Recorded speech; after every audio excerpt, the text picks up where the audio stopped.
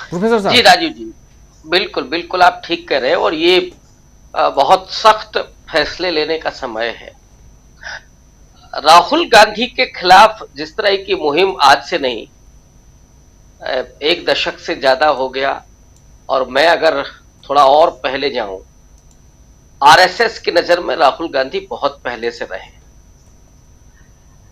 और इसलिए रहे हैं कि राहुल गांधी जिन मूल्यों को रिप्रेजेंट करते हैं, जिस विरासत को वो संभालते हैं, और ये बहुत फक्र के साथ मैं कह रहा हूं, उस पूरे स्वाधीनता आंदोलन की विरासत को, उस विरासत को जिसमें अपनी दादी को खोया, अपने पिता को खोया इस देश की खातिर, देश के धर्मनिरपेक्षता को, देश के लोकतंत्र को, देश के संविधान को बचाने के लिए उस परिवार ने तमाम कुर्बानियां दी।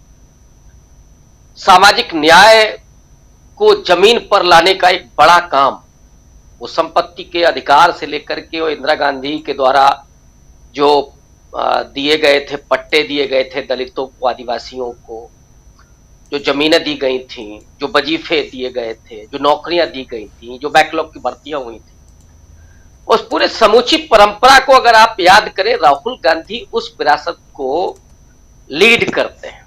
जी। आरएसएस जस्ट इसके उलट काम करना चाहती है।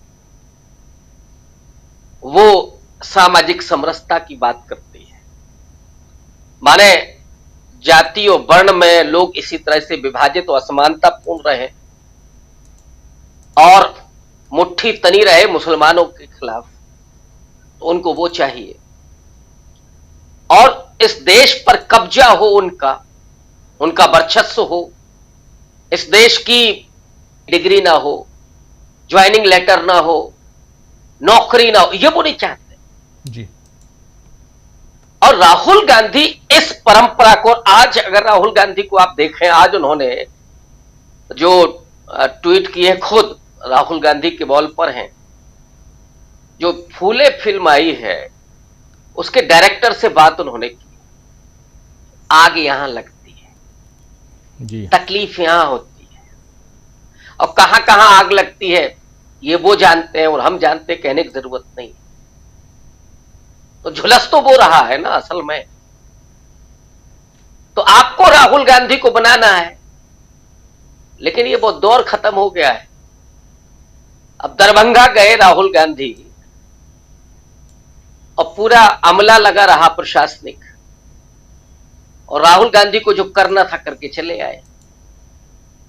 और जो जिस तरीके से उन नौजवानों के भीतर ऊर्जा पैदा हुई है, पूरे बिहार को, चुनाव को राहुल गांधी ने बदल करके रख दिया है।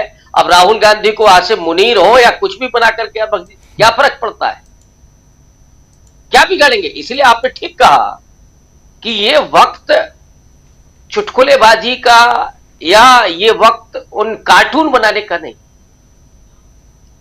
ये वक्त पत्थर पर लकीर करने का है, गहरा उकेरने का है।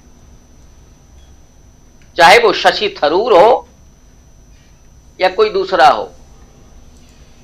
अब समस्या जो हमें लगती है, वो राहुल गांधी बेहद डेमोक्रेटिक व्यक्ति है, और जो कांग्रेस के भीतर संघी है वो बड़े बड़े वाले बेशर्म हैं। और वैसे भी मैं कई बार कहता हूं कि संघ कहां नहीं है, आरएसएस के लोग हर पार्टी में बैठे हुए और बेहद बेशर्म। अब वो जैसे जैसे करते हैं, कई बार तो समझ में नहीं आता है। शशि थरूर जैसे लोग धीरे धीरे खुल रहे हैं।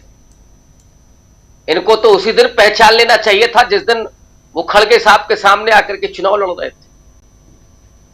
और अगर वो अध्यक्ष होते तो आज क्या होता, पूरी कांग्रेस पार्टी को गिरवी रख दिए होते मोदी जी के झोले में। वो झोला लेकर के कब निकल जाएंगे किसी को नहीं पता है।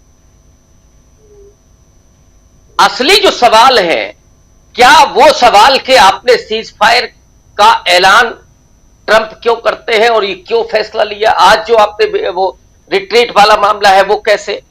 अभी तो आप वो पानी भी खोलेंगे, फिर आप ये सब क्यों कर रहे थे? ये सवाल तो पूछा जाएगा। और क्या हासिल हुआ? भारतीय सैनिक कितने शहीद हुए, कितना नुकसान हुआ, पाकिस्तान को कितना सबक सिखाया गया, क्या ये सवाल नहीं होंगे? राहुल गांधी के तस्वीर में हम कह रहे हैं आप 4 और तस्वीरें लगा दीजिए, क्या लोग सवाल पूछना बंद कर देंगे क्या? और राहुल गांधी तो जो लाइन ले चुके हैं, मोदी जी को सबसे ज्यादा दिक्कत वही है कि राहुल गांधी बहुजन की राजनीति क्यों कर रहे हैं। असली जो मैंने कहा ना, जो पजामे में आग लगी है जी, वो यहां लगी है। जाति जनगणना के सवाल पर राहुल गांधी ने कैसे साहब वो 56 इंची राजा धिराजा महाराजा नरेंद्र भाई मोदी कैसे झुका दिया। लोग मजे ले रहे हैं कि साहब जाति जनगणना पे आ गए।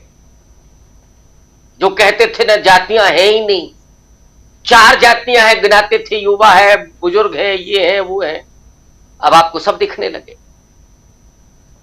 तो राहुल गांधी ने जो एक स्थायी अपना बनाया है वजूद इस देश की राजनीति में, इस देश के लोगों के दिल में, मोदी जी को वो भी तकलीफ है कि हाय हमने किस जतन से बनाया था, कितने झूठ बोल करके, कितना प्रोपेगेंडा मशीनरी लगा करके, गोदी मीडिया और क्या क्या, इस व्यक्ति ने तो ऐसे ही खत्म कर दिया।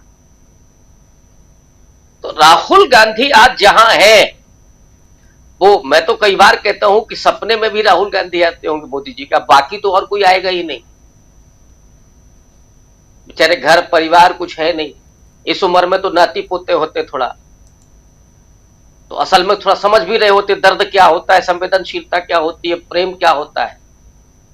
तो मोदी जी ने ना प्रेम महसूस किया ना कुछ, केवल और केवल युद्ध के उन्माद में ईर्ष्या तनाव देश का बेड़ा गर्क करने के लिए आ गए। तो राहुल गांधी तो उनकी नींद हराम किए हुए, तो बेचारे क्या करेंगे।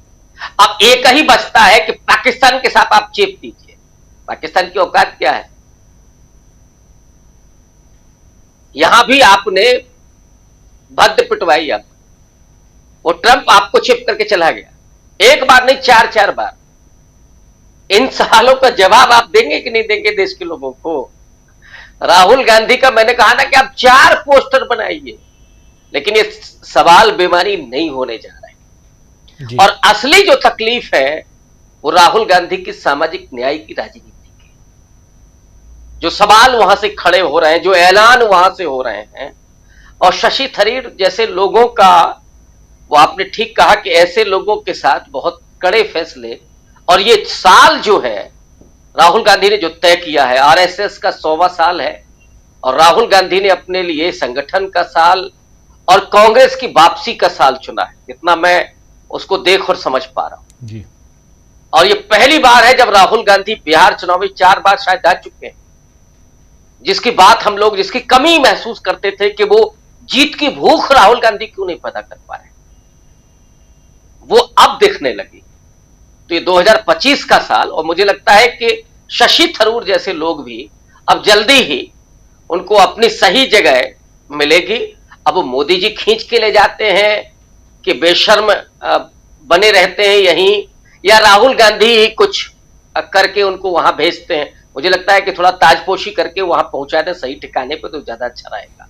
कांग्रेस का भी भला होगा, देश का भी भला होगा, मोदी जी का भी भला होगा। बेड़ा गर्क हो गया उनकी विदेश नीति का। हो सकता है कि शशि थरूर ही कुछ संभाल लें। अजीब जी, शशि थरूर संभाल लें, जाएं यहाँ से, रिजाइन करके जाएं वहाँ, फिर